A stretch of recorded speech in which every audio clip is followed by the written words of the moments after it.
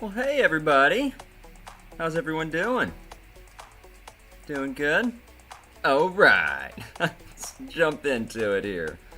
Alright, if this is your first time here, as always, make sure you jump on over and give me a follow on the Twitter. Looks like we're losing some followers here. I must be saying some off-color things to drive people off, which, you know, that sounds about right, actually. Sounds about right. Let's see, a lot of news to jump into today. I'm just checking the stream here, make sure it's all good. Microphone's good, everything look good, sound good. Let me know in the chat. If it all looks good, sounds good, give us a thumbs up. Alright, let's jump into it. Everything's pretty green today. Everything's looking really good. Let's see if the computer can keep up with me here. I was running a little late because it was struggling. I thought we were going to have to postpone the stream, and we may still. It's really struggling, but let's just keep trucking along here. Trugging, it's a word that I've made up. Alright, overall market cap sitting at 2.3 trillion. That is an all-time high, everybody. All-time high in the overall market cap. Bitcoin dominance sitting at 45% right now. ETH up to 17%, or down to 17%. Look at gas prices, though. Gas prices are still off the charts. 78 Gwei. Bitcoin currently sitting at $56,817, up 3.8%. Ethereum at $3,454, up 1.9% on the day. Binance Coin, $643, up 2.2%. Dogecoin, boy, what are we going to say about Doge? Every day I feel like it's the same thing. I come on here and complain about what's happening with Doge, or maybe not necessarily complain, just pure astonishment. You see we're up 9% on the day, 94% on the week. That is incredible.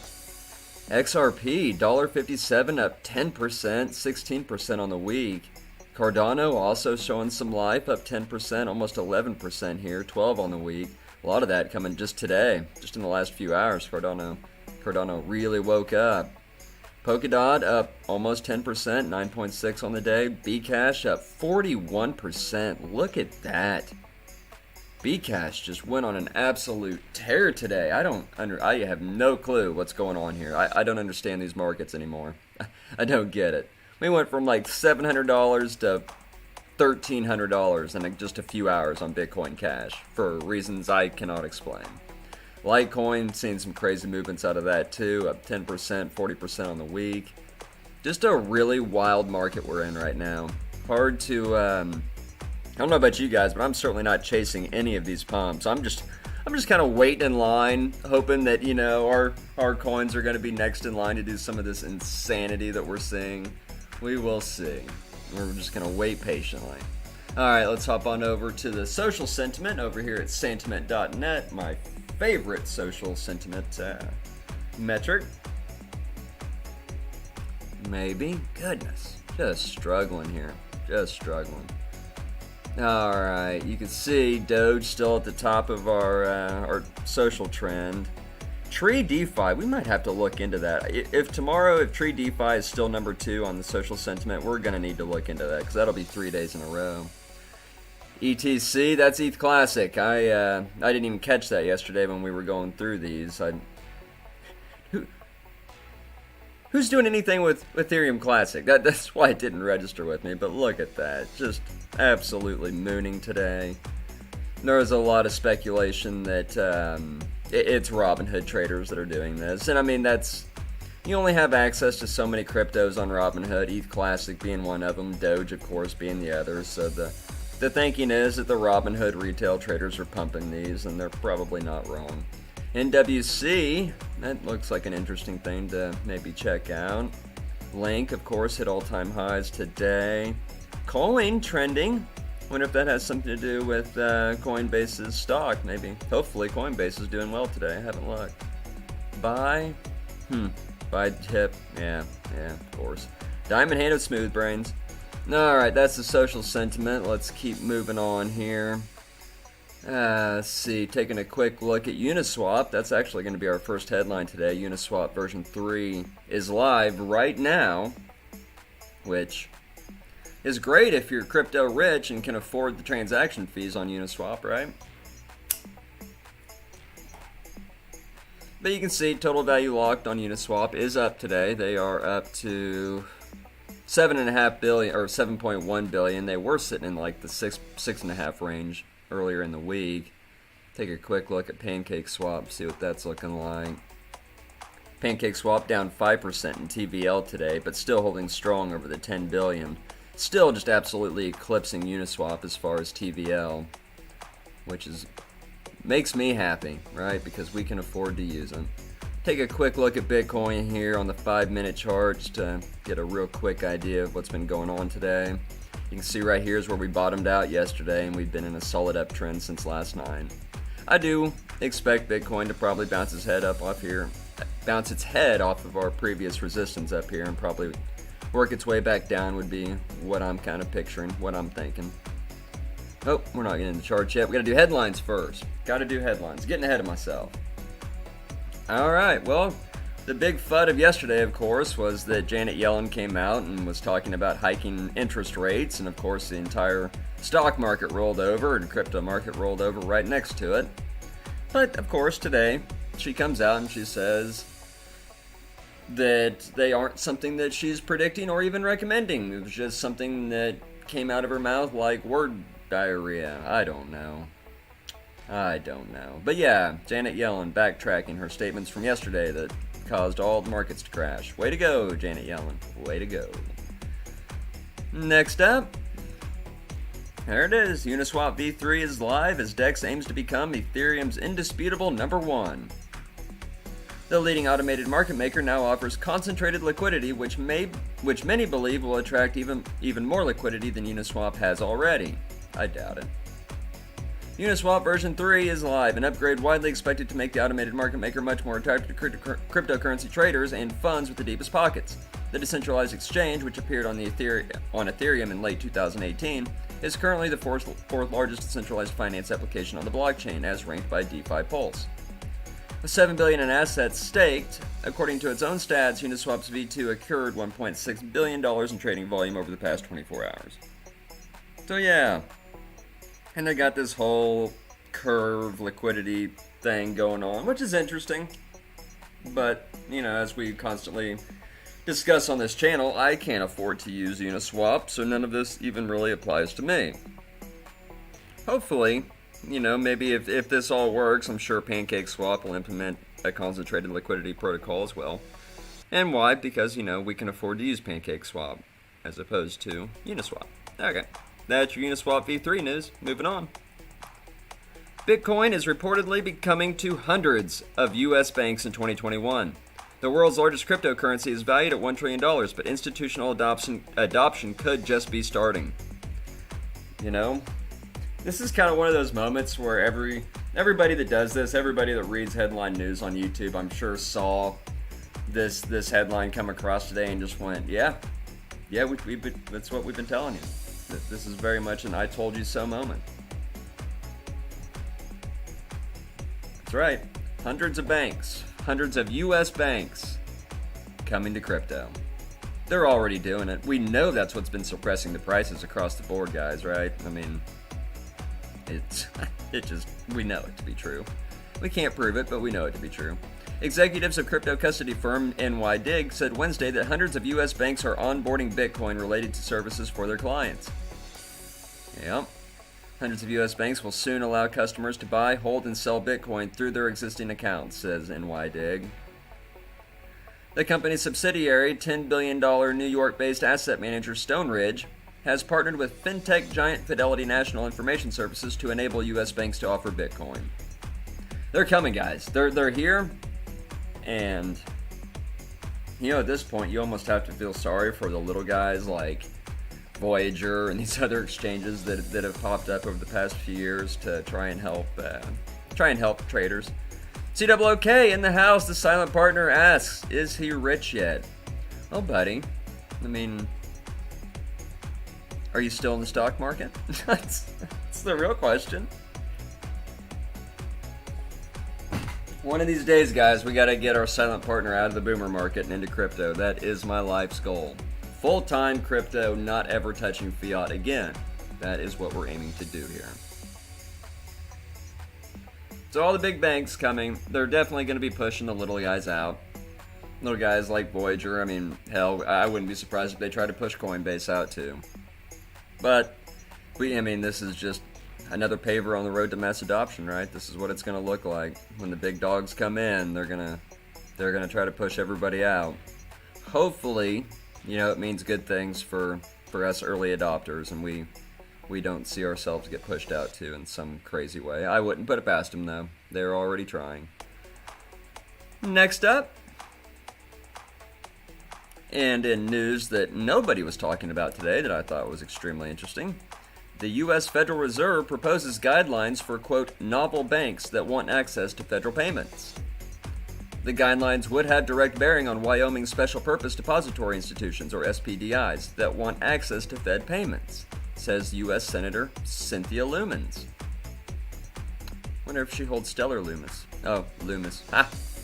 Never mind. The U.S. Federal Reserve has proposed guidelines that would give, quote, novel types of banking charters access to Fed payment rails. The central bank invited public comment on the guidelines for the next 60 days. The account access guidelines for the reserve banks would have direct bearing on Wyoming Special Purpose Depository Institutions, says U.S. Senator Cynthia Lumens. SPDIs are custodian banks for digital assets. Yep, these are going to be central banks that are going to hold our crypto for us, right? That provides safekeeping on fiat on-ramps. Access to Fed payments has long been a talking point for SPDI proponents. So to me, I read through this article, and what I'm getting from it sounds a lot like, maybe some FDIC type insurance for anybody who chooses to custody their crypto with these banks is kind of what I'm getting from it, which is huge. That's something we definitely need in this space. In a quote, today's announcement from Federal Reserve is a major step forward toward promoting responsible innovation in our banking system.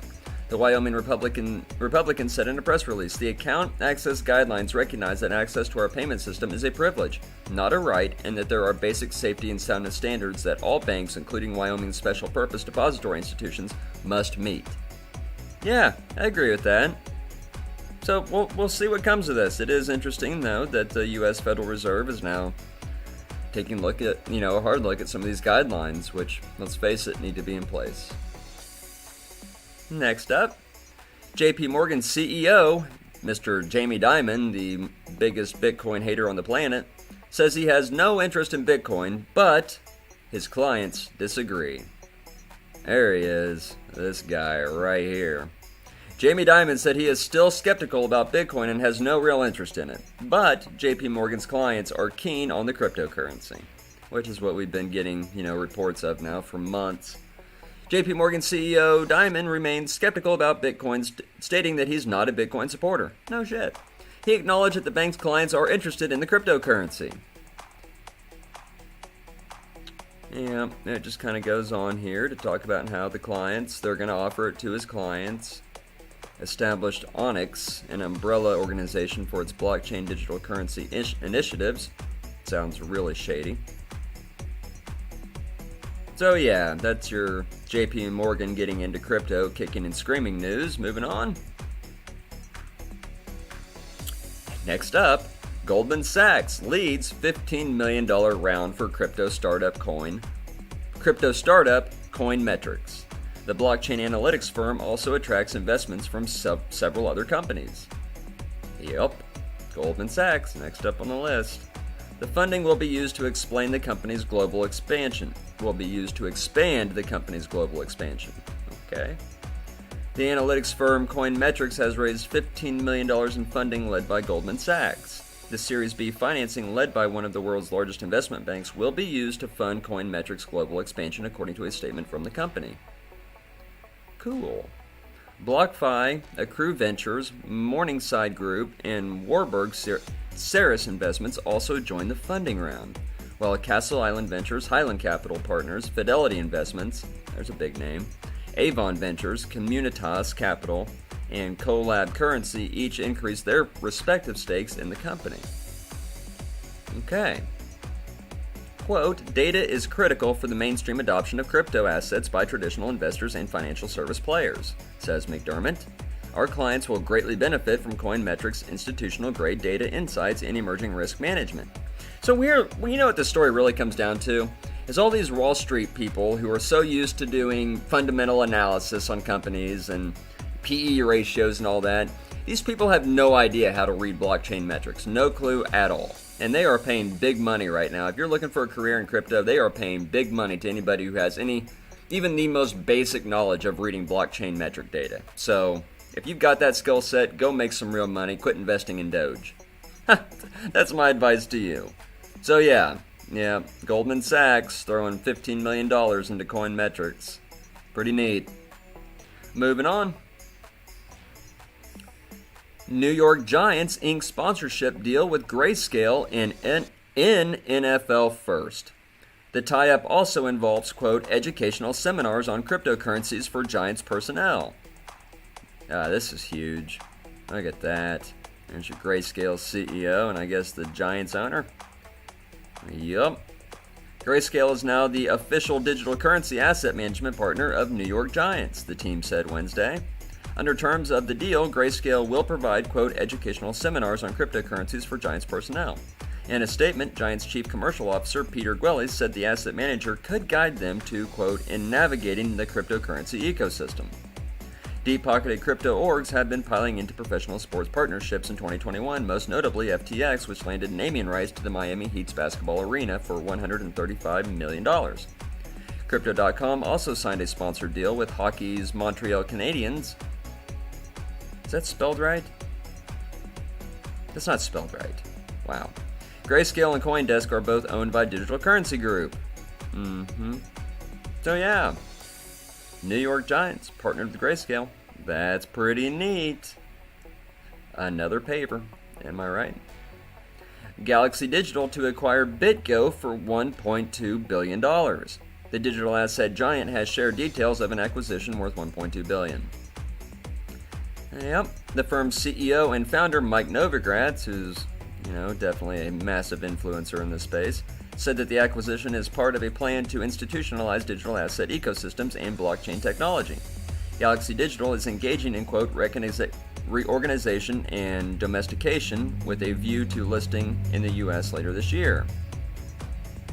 That's pretty neat. They bought themselves a crypto exchange. Mike Novogratz, he wasn't happy just owning all the Bitcoin. He wanted to own every other crypto as well. What better way to do that than to buy yourself an exchange, right?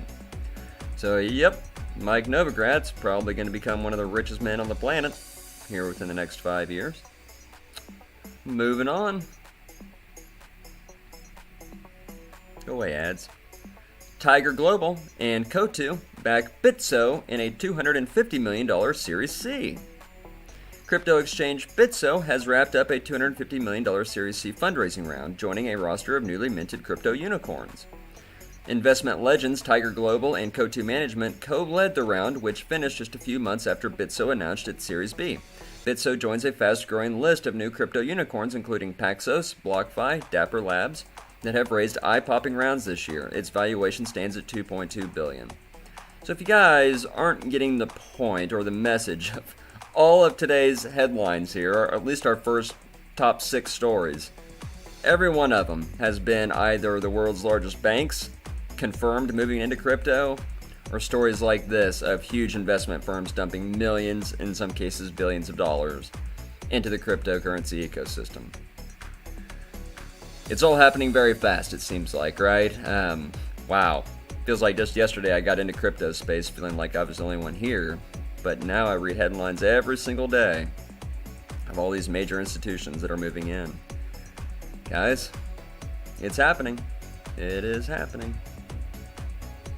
Blockchain.com acquires AI firm to expand its institutional offering. London-based AIX is the developer of an AI chatbot for negotiating OTC trading. So yeah, this is something that's going to be used by the largest of the whales. Terms have not been disclosed for the acquisition of the London-based developer, negotiating and matching engine over-the-counter OTC trading. The acquisition will help drive rapid growth of Blockchain.com's institutional offering, according to a blog post by Blockchain.com CEO Peter Smith. AIX's team boasts employees with experience at firms such as JP Morgan and Goldman Sachs. Blockchain.com raised $300 million in a Series C funding led by DST Global, which valued the company at $5.2 billion. That came only a month after funding round led by Google Ventures valued it at $3 billion. These funding rounds were followed in April by a $100 million investment by Bailey Gifford, a 110-year-old asset management firm with $445.3 billion under asset management. We covered this story when Blockchain.com first announced, that something crazy was happening with them. They just didn't announce what, and I had mentioned at the time this is something we probably need to keep an eye on, just because of the large institutional backers that they had. And I think I even made a joke at the time that the CEO is going to have to do a lot more than just own a domain, right? They're going to have to do more than just have the blockchain.com domain. They're actually going to have to do something with it, have an actual thing behind it, right? But it sounds like they're doing that, so we will keep an eye on them and see how they progress. Moving on.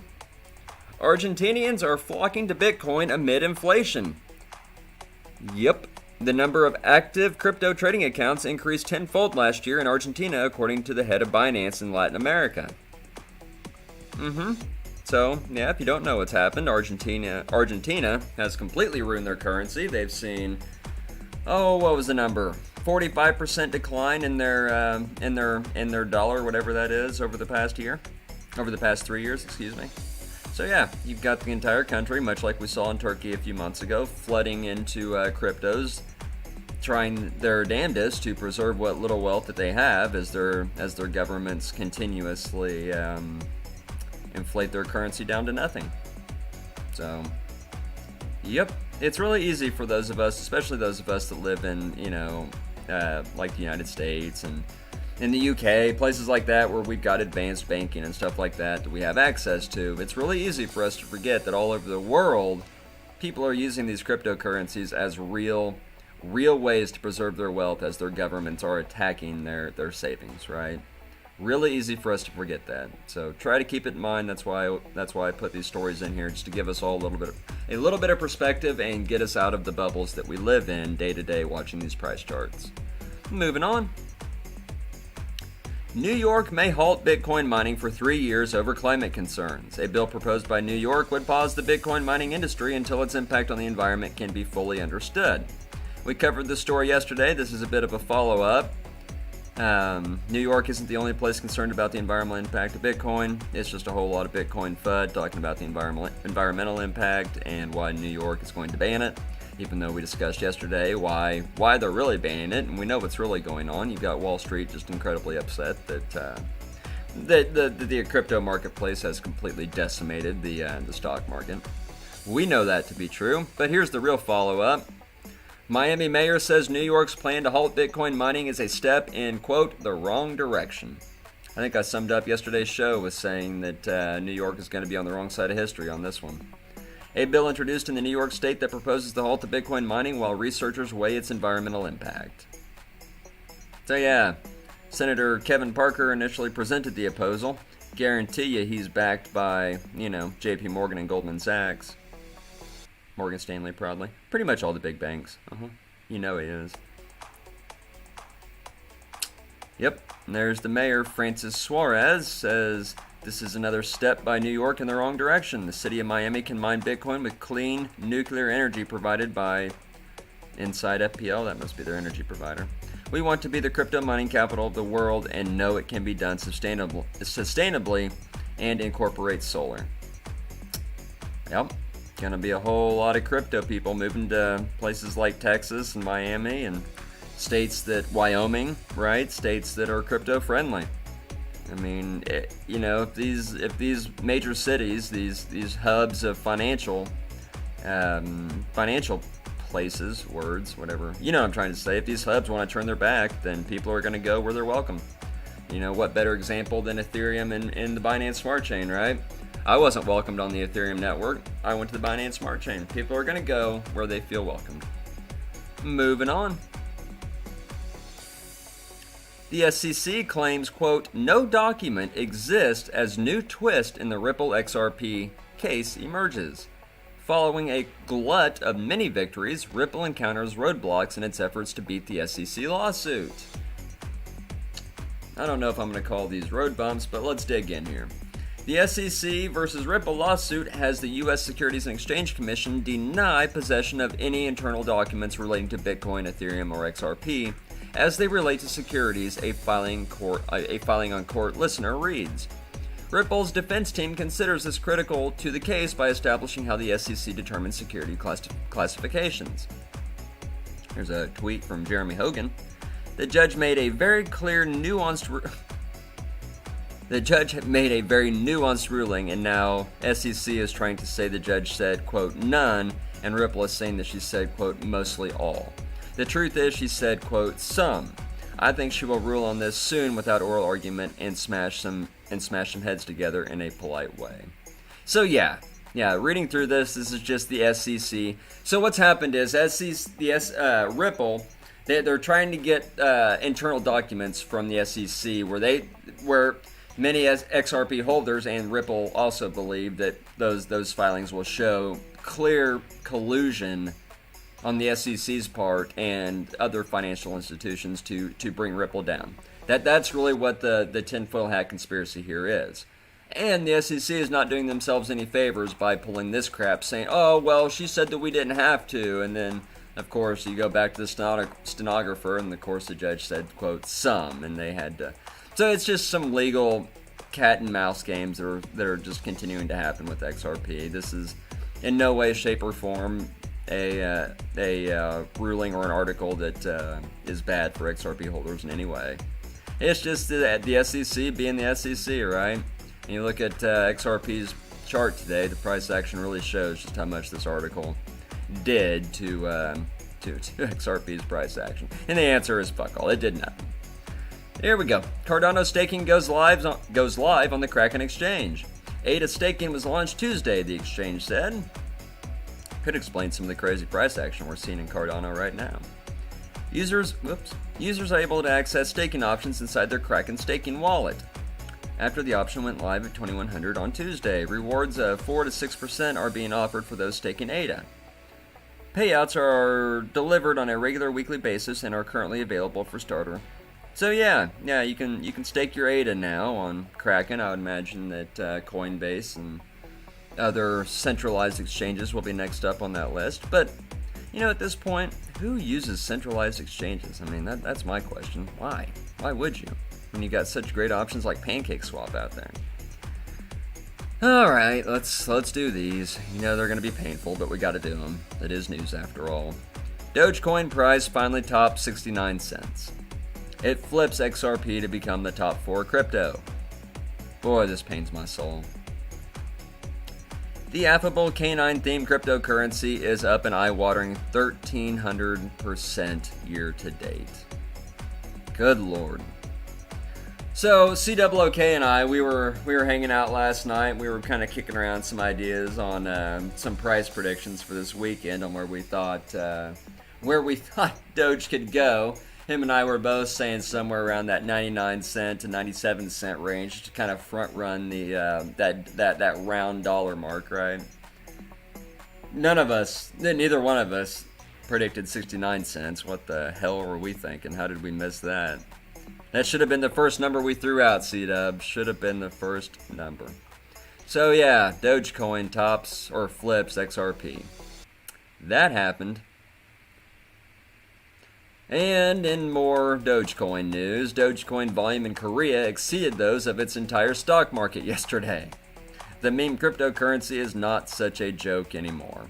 No, this joke stopped being funny weeks ago.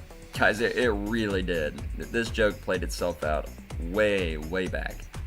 But yeah, the entire trading volume of Dogecoin in North Korea exceeded that of Korea's entire stock market. What are you gonna do? What are you gonna do? Congratulations to all you smooth-brained Doge holders out there. That's about all I can say to that. Last up in headlines, NFT startup RTFKT, that is a mouthful, raises $8 million in seed funding led by A16Z. If you remember last week, we talked about this. We got news that Andreessen Horowitz, is that his name? Something like that. Andreessen Horowitz's company was getting into something new in crypto. We just didn't know what it was at the time, and now we're getting word that it's this RTFKT Studios. Mike Novogratz, Galaxy Digital, Dapper Labs, all in on it as well. RTFK Studios plans to scale its team by 3, hiring creators, artists to build an NFT marketplace and invest in people that are helping develop a metaverse or a virtual world. So it just sounds like some big, big dicks coming into the space to swing around in the NFT market. Probably knock off some little players or, buy out some little players would be my guess. But yep, that's the Andreessen Horowitz NFT startup news. Let's jump into the sticks. Is there anything you guys want to look at? Anything in particular? Let me know. There's an open dialogue. If there's something you guys want to look at, I'm more than happy to dig it up. See, Ethereum, we did put in a lower low. We need to take note of that, and we do seem to be dumping right now as we speak. So we're looking at the 5-minute here. We have put in a lower high. If we come down and we start putting in lower lows, I think it's safe to say that the Ethereum run is over. Well, temporarily, right? For now. Going into consolidation mode. Let's take a look at Binance Coin, find out where I'm at with my LP position. As you can see, I took off the scribble that I put on here the other day, but if you guys remember, if you've been watching since I began my LP journey, we began our liquidity provider here with BNB and Cake tokens right around this area, and the strategy was, and still is, knowing that we were going to come down just by looking at our technicals, that we were going to come down and we were going to do some consolidation here and then hopefully come back up, right? And we would exit our LP position right here, right where we entered, right? So we suffer no impermanent loss and we collect all these trading fees. So far, so good, right? So far, so good. As long as worst case scenario, obviously we continue to dump and we go down. If that happens, right, that sucks. CWK wants to check XLM. We sure will, buddy. We sure will. If we continue to dump and if we have to go a couple more weeks before reaching back up to my position here, that's fine, right? Because the longer we stay down below my position, yes, we've suffered impermanent loss from price action, but the more we stay down here, the more fees I collect. And hopefully, eventually, we come back up and I can exit that position and take all of those tasty fees and suffer no impermanent loss. That is the goal. Cake, going to be a bit of the same story here, but we got to look at the two of them, since when you become a liquidity provider, you have to provide the pair. Oops. And you can see, same thing, same concept. We went in right here. Idea is to come down, consolidate here, and hopefully come back up. Exit our position here, collect all these fees. That is the idea. So far, so good. Bakery, my bake token. I still think this is just in a juicy spot. If you look at the 4-hour chart here on Bake, holy smokes. It's about as juicy as they come. Wow, look at me go. Look at me go. Get rid of that. Drag that over here. What I need to figure out is what the hotkey is, the shortcut to do panning. That way I don't paint all over the chart. But you can see, Bake, we came up. This was its 500% run here, but we've come down. We flipped support, or we flipped resistance into support here, and it looks like Bake might be, rearing up for another big move. Not financial advice, of course, just what it's looking like to me on the charts. Looking really tasty, really healthy. Come back to the 5-minute, you can see we've just been kind of moving sideways for the past 24 hours or so, and I think a lot of that just has to do with there's so much attention right now on Ethereum and everything. DOGE, right? Everybody's focused on what's happening with DOGE. Eventually, though, that money's going to come out of those meme coins and Ethereum. That money's going to flood into other projects, right? Understanding the money flow in crypto is so important, guys. Knowing that where the money flows, money never leaves crypto, or for the most part, never leaves crypto. It just moves around. So for the most part, money tends to start in your top 10 mega caps, right? So a lot of times Bitcoin and Ethereum is where the money starts. Then that money begins to flow further down into the top 10. You start to get into some medium cap gems like Cardano and Binance Coin and VeChain. And then once everybody's done making money there, then that money tends to flow into smaller cap gems like your really smaller ones, like your Spark Points and stuff like that. And once everybody's made money there, that money tends to flood back into Bitcoin, and then the cycle continues. Being able to follow that cycle and predict where the money's going to go is so important in crypto. I cannot stress that enough. Because once you understand that, now you don't have to chase the pumps anymore. Now you just wait. Now it's just a game of being patient, waiting for that cycle to come back to you, because you know it's going to. Harmony, let's see where we're at there. Harmony, still in consolidation mode down here in this price range, but we have seemed to have put in a bit of an uptrend here, which we could have just broken today. But so far, we are seeing a set of higher highs and higher lows. So staying bullish on Harmony. We have the trade has not broken down yet, like we discussed yesterday. If we fall down below this area of consolidation, I will begin really taking a look at whether or not the trade's gone bad, and if we need to move our money elsewhere. Right? Would our money do more work somewhere else, or do us more good somewhere else? Dogecoin, you can see Doge had a bit of a dump today. It actually dumped pretty damn hard. It looks like it fell right off a cliff, is what it looks like. But again, has recovered pretty nicely, right? We fell off our cliff here. That was about let's just from the highs to there. That was a 25% drawdown right there. That's that'll melt your face if you're not used to it. So yeah, it came down about almost 30% drawdown there, and now we've worked our way up about halfway, all right? And it seems to be holding strong. Doesn't look to be dumping anymore, and has put in a higher low. Working on a higher high right now. We'll see where it ends up. XRP/XLM. If we're looking at the XRP chart, C-Dub, we're looking at the XLM chart. Most likely. I think I have them both. Let's see. XRP, look at that. Beginning to make a move. If we go to the 4-hour chart on XRP, we can see that it looks like it's beginning to make a move out of its consolidation. You see we put in this pretty awesome looking bull flag here, and now we've broken out of it. So I wouldn't be surprised to see XRP reach for its previous all-time high here. Well, previous 52-week high of $1.97, and then hopefully break past that and go on to its all-time high, which was like $5 almost. So hopefully we see some good things out of XRP.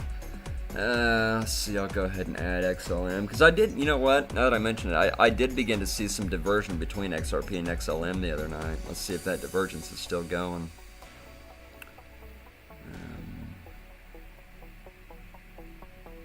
Nah, pretty much identical. Pretty much identical here. Let's get rid of those. Looking at the 4-hour chart on XLM. What I will do while we're here is we'll go ahead and let's add XRP to it. Yeah, okay. So there's your XLM with XRP overlay. C-Dub, that'll really paint a nice picture for you. I mean, they're identical, right? Pretty identical. I did begin to see some divergence in XRP or in XLM the other night, but it looks like XRP has caught up with it nicely. So same concept, right? Now that we've entered this kind of consolidation mode here, and it looks like, looks like we've broken out from this bull flag. Looks like XRP and XLM both are looking to go on and make some newer highs here. If we come in, we could say, let's do a little measuring here. We could let's grab that, measure from high to low. And we come over here to our breakout. And we broke out of the bull flag. You could put a price target on XRP. What else is it going to give us here? We'll go to that. I'd put XRP or XLM, personal price target on XLM CW, about 76 cents, buddy. Is what it's looking like to me. If you get a strong breakout from that bull flag, about 78 cents is where I'd put it. XRP, you'd be looking probably about $2.25. So yeah, there's a price target for you. Little bit TA, isn't that pretty? Yep, that's SparkPoint. I do have big news on SparkPoint. Look at this. Look at this, guys. The wait is over. You guys know how patient I've been with SparkPoint. It's been a bit of a rough ride, ever since we took a position in SparkPoint. It feels like it just dumped and continued to dump, but now we've seen a breakout from its bull flag, and we are up and over our position. And just looking with our measuring stick here where we could end up theoretically, looks like about 3 cents. So it's sitting at about a cent and a half right now. So I mean, you're going to double up here. That's going to be a good trade. Not financial advice, of course. I'm just a graphics guy. All right, guys, that's all I got for the charts. If there's nothing else you guys want to look at, I'll let you go. We'll do it all again tomorrow. Give the chat a few minutes to catch up here. C-Dub, what are you doing tonight, man? Any big plans? Doing anything cool? Making any big trades? Should definitely buy some bake token. Again, not financial. Well, it's C-Dub. He's a silent partner. Of course it's financial advice. It's okay if it's C-Dub.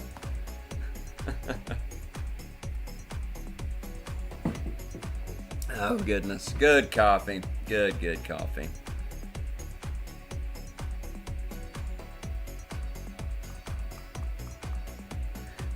All right, guys, if there's nothing else, we'll wrap it up there. Thank you so much for hanging out with me. Remember, as always, if it's your first time here, jump on over to Twitter, give me a follow. If you're on YouTube, make sure you hit the like button, hit the subscribe button, ping the notification. It all helps the algorithm, helps me out quite a bit. So, all right, guys, that's all I got. Till next time, we'll see you later.